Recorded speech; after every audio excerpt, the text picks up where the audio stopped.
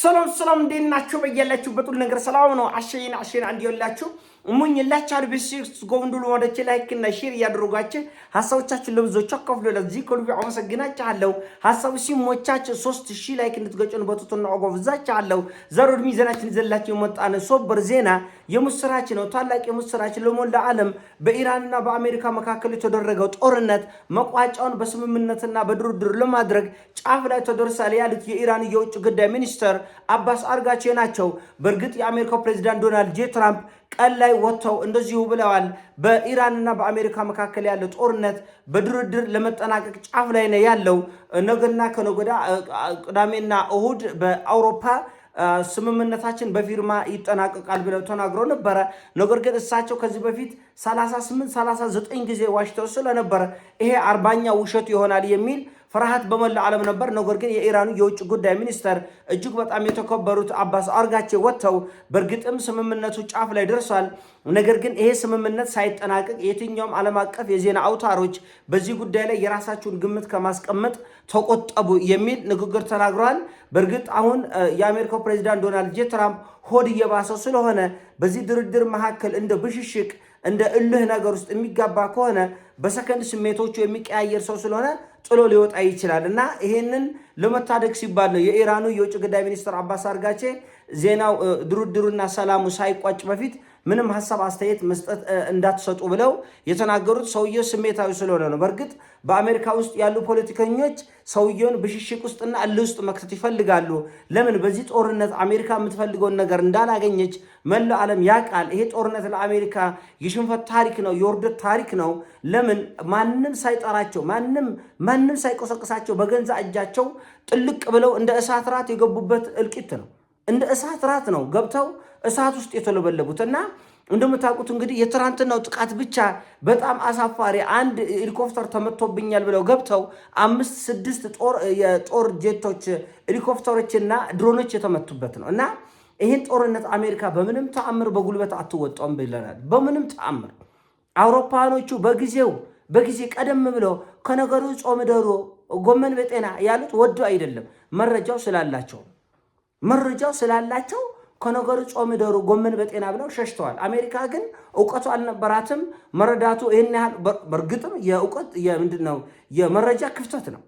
ይሄን ያህል እልቂት ይሄን ያህል ውድመት ቢመጣ ኑሮ አሜሪካ ላለፉት 47 ዓመት ያሳየችውን ትዕግስት ለሚቀጥለው 47 ዓመት ትደግመው ነበር እንጂ ሰተት ብላ እንዲህ ያለ እጅግ በጣም በእልቂት የተሞላ በውርደት የተሞላ በወጥመድ የተሞላ ጦርነት ውስጥ አትገባም። ስለዚህ ከዚህ ጦርነት በአስቸኳይና በፍጥነት ለማምለጥ ድርድር ብቻ ነው ያለው አማራጭ። ድርድሩ መራር ነው፣ በጣም ይጎመዝዛል፣ እንደ ሐሞት ነው የሚመረው። ግን ምንም አማራጭ የለም ብያለሁ እኔ ቆደም ብዬ ይሄን ነገር በድርድር ካልፈቱ በስተቀር ሰማይ ዝቅ ምድር ከፍ ቢል አሜሪካኖቹ ከዚህ ጦርነት በአሸናፊነት አይወጡም። ደሴት ወረዋለው፣ ነዳጁን ወስዷለው፣ እንደ ቬንዙዌላ እንደ ምናምን አይሰራም። እሱ እዛ ቱሪናፋን ቀቀለ ትበላል። አይሰራም። የተዘጋጀው ወጥመድ ኢራን ለ40 ዓመት ያዘጋጀችው ወጥመድ ላይ አሜሪካ ሰተት ብላ ነው የገባች። ሰተት ብላ ማለት ነው። ጊዜውን ጠብቅ። ስለዚህ ከዚህ ወጥመድ በመንፈራፈር አያመልጡም። በእውነተኛ ድርድርና በሰጥቶ መቀበል ነው። በነገራችን ለአሜሪካ ብዙ የተጎዳችው ነገር የለም። አሁን በድርድሩ ለምሳሌ አሜሪካኖቹ $60 ቢሊዮን ቢከፍሉ ለኢራን ወይ ቢሰጡ የገንዘብ ብሯ ነው። ግን ምንድነው መዝረፍ የለመደ ኃይል የሰውን አምጣ ብትለው እንደራሱ ነው የሚቆጥረው እንጂ ኢራን $120 ቢሊዮን ቢሰጥም የራሷ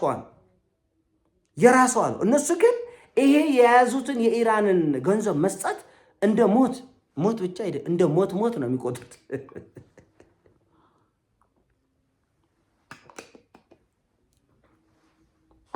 የሞት አድርገው ነው የቆጠሩት። ግን እውነታው ዓለም የሚያውቀው ነው። ስለዚህ ማዕቀብ ማንሳት እንደ ትልቁ ውለታ ልታይ አትችልም። ማዕቀብ ማንሳት መጀመሪያ ማዕቀቡ ራሱ ህገወጥ ነው። ማዕቀቡ ራሱ ውንብድና ነው። መጀመሪያ ከስሩ መሰረቱ አሜሪካና አውሮፓኖች በኢራን ላይ የጣሉት ማዕቀብ ነውረኛ ነው። በኢራን ላይ ብቻም አይደለም፣ በራሽያም ይሁን በቻይናም ይሁን በመላ ዓለም እኔ ያልወደድኩትን አንተ መውደድ አትችልም፣ እኔ ካልባረኩ፣ እኔ ካልፈቀድኩ፣ እኔ ካልመራው አንተ የምትሄድበት ነገር ሁሉ ተወግዟል።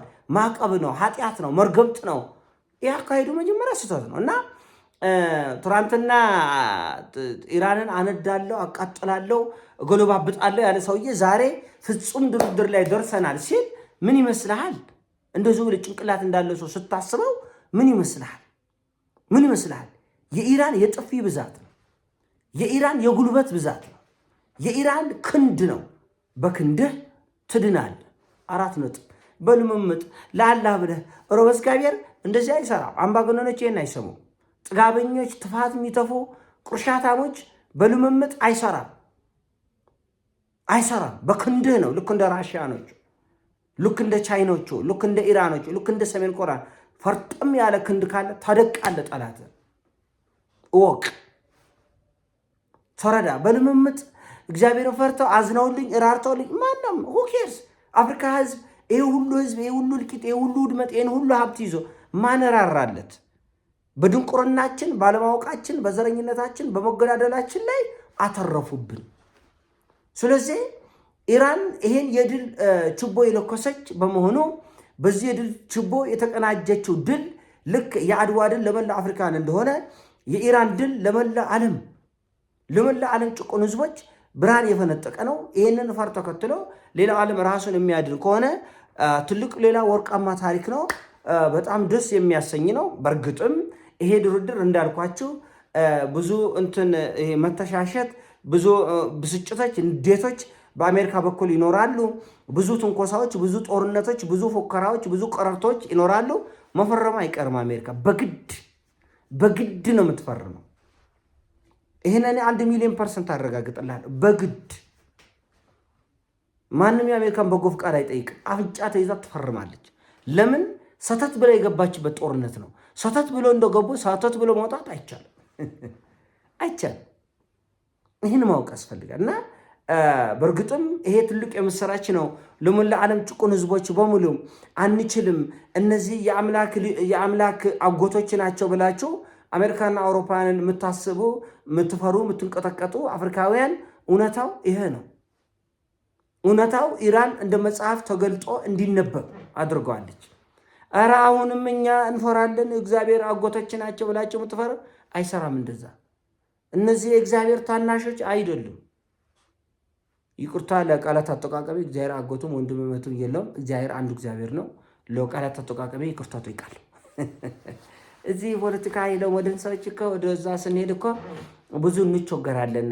ትንሽ ጎደብ ያስፈልገናል። ኤኒዌይስ ትልቁ ነጥብ አሁን አንዳንድ ብሉምበርግን ጨምሮ አንዳንድ ዓለም አቀፍ ሚዲያዎች እስከ $300 ቢሊዮን ኢራን ታገኛለች ከዚህ ስምምነት ይላሉ። እንደዛ አይደለም። ስምምነቱ ላይ 300 ቢሊዮን አይሆንም። ምናልባት የጦር ካሳ 30-40 ቢሊዮን ብታገኝ ከራሷ ገንዘብ ላይ የጦር ካሳ ላትከፍል ትችላለች አሜሪካ። ነገር ግን የራሷን ገንዘብ የኢራንን በዓለም አቀፍ ደረጃ የታገደ ከ120 ቢሊዮን በላይ አለ። ግማሹን 60ን ብትሰጥ ከዛ በኋላ ኢራን ነዳጅ ሽያጯን እንደ ልብ ለዓለም ገበያ ብታቀርብ ቀላል አይደለም። በወራቶች ውስጥ ኢራን ላይ በጣም ልዩ ተአምራዊ የሆነ ለውጥ ይታያል። በኢኮኖሚያም በፖለቲካም በሞላ ዓለም እና ሌሎች ሰርፕራይዞችም ይኖራል። እሱን ነገ ከነገ ወዲያ በርዕስነት የምናነሳቸው ይሆናል። ያው ኢራን ብዙ ጊዜ ሰዎች እየሞቱ ከሞት የሚነሱበት አገር በመሆኑ እሱን ጉዳዮች ነገ ከነገ ወዲያ የምናየው ነው። ለዛሬው ግን ይሄ የምስራች በጣም የሚያስደስት ተስፋ ሰጪ ትልቅ እድል ነው። ምክንያቱም ይሄ ጦርነት ቢቀጥል ጅቡቲ ትደበደባለች፣ የኛ ኢኮኖሚ ያበቃለታል።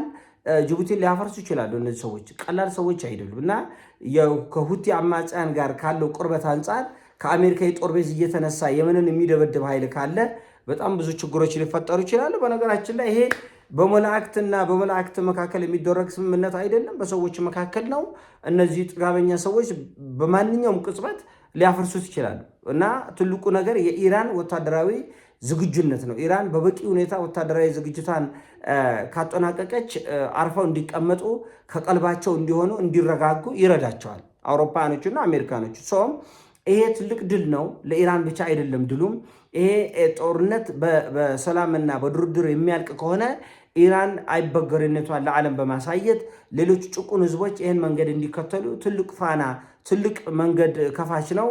ሁላችንንም የሚያስደስት ዜና ነገ ከነገ ወዲያ እንሰማለን የሚል ግምት አለኝ። ይሄን ሐሳብ ነው። ሐሳብ ሲሞቻች ላይክ አድርጉ፣ ሼር አድርጉ። እወዳችኋለሁ። ፒስ